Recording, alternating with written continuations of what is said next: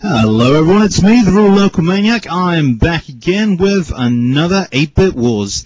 And as you can see, today I'll be playing a Turrican. Now this was requested by Metal Cooler, so here we go. Now as always with the 8-Bit Wars, we normally start off with the Spectrum, followed by the Amstrad, and then the good old Commodore 64. Now the first thing that will strike you about this game is it's in full colour. This game looks absolutely fantastic colour-wise. Look at that. There's hardly any colour clash. The graphics nice and big, and they've used the colour like really well. I think, was it Rainbow Arts that did this? Yeah, I believe so.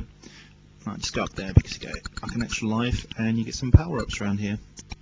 But anyway, I love the use of colour in this game. Programmed right, yeah. The Spectrum could do some amazing things, and look at that. Look at the caverns or caves or cliffs, whatever the hell they are. Look absolutely fantastic. Don't know how they managed to sort of like do that. There was some other games on the Spectrum that were full colour that were pretty good. The Shadow Warriors was another great one. Now, one of the things that does impress me most about this conversion is the scrolling. Check that out. Now, most games of this type on the Specky had flip screen, but now this had lovely scrolling. Now this is the other bit that just wowed me completely when I first played this back in the days. Now there you go. Now you enter the caves, and from daylight it goes to darkness. How amazing is that? Now that may not seem like a lot to some of you younger viewers who may watch this thinking, oh well, most games do that, but what you got to understand that this was sort of like groundbreaking back in those days. It was absolutely amazing. Now this game is superb. You can get loads of different power-ups. Now Turrican was sort of like converted pretty much to every sort of machine known to mankind. I know I use that phrase quite a lot, but it is a classic game. I'll tell you what the gameplay does kind of remind me of. It kind of does remind me a little bit sort of, it's a shame they didn't quite do it, but it's sort of a bit like Super Metroid as a way, but more of a shooter, more like a Contra type shooter. And with the caves and stuff like that, it sort of kind of reminds me of what's it called, that game that was out on the Xbox 360? Oh, I can't think of it, what it's called. The one that plays like Super Metroid. Alrighty then. Yeah, but anyway, let me quickly tell you a little bit more about what I'll be doing over the next few months. Over the next few months, well, especially December, will be 8-Bit Wars months. I'll be doing loads more 8-Bit Wars in December. Alrighty then. Now this is Turrican on the Amstrad CPC 464, I believe it was.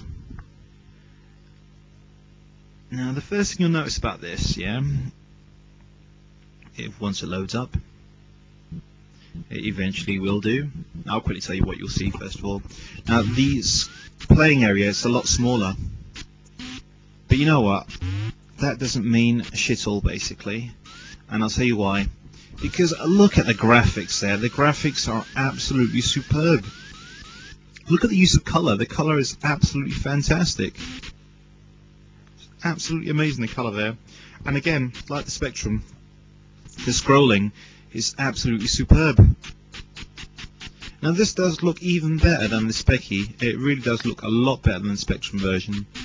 Now, what this has got over the Spectrum as well as the graphics, is the sound. The sound sounds a little bit meatier. I'm not sure if that's coming across properly on this, but yep, the sound's a lot meatier and chunkier in this version. Nope. For a minute there, I thought that was like a diamond. It was one of those things that was trying to kill me. Now, this is a great game, and it, you know, it played well on all the formats it was, you know, converted to. I remember, I think even once. Universal Soldier, I think the film, was converted. It was basically a Turrican ripoff. It's a great game. I mean, Turrican was also out on like the Super Nintendo, Mega Drive, loads of different consoles. I've recently heard that Rainbow Arts unfortunately is no more, which is a shame. They finally closed it, you know, their offices or whatever you want to call it.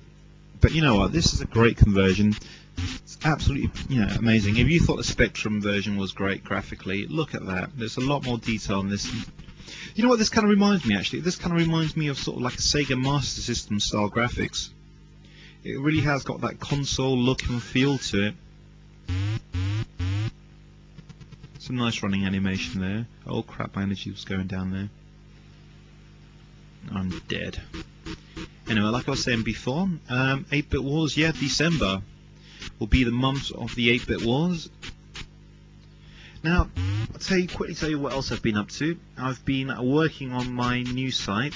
For the last couple of months, I've sort of been like using WordPress, and I've done a few podcasts and stuff like that, but that's basically just been like a little trial, sort of me getting to grips with what I've wanted to do and what I couldn't do.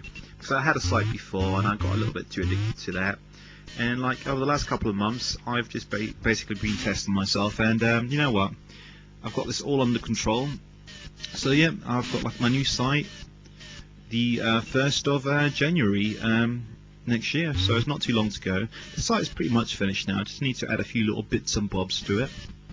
But anyway, that's enough of that shameless plug. Oh, quickly before I forget, the 1 hour monthly podcast show should be out by the end of the month, just before the end of the month. I think it'll be the last week of the month of November. The 1 hour monthly podcast show, episode 4.